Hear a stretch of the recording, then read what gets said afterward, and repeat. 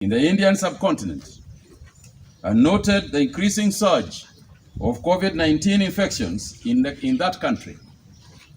The committee empathized with the situation through the Ministry of Foreign Affairs and expressed our solidarity with the government of India in dealing with the situation.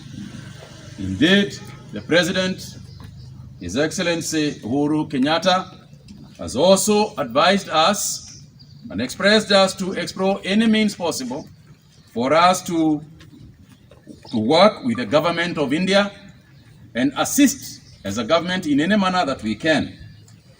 But in the meantime, the committee regretted the events and, given the situation, resolved to suspend all passenger flights in and out of India into Kenya for a period of 14 days, subject to review. This suspension is to take effect 72 hours from now following this announcement, and that is therefore take effect on midnight on Saturday.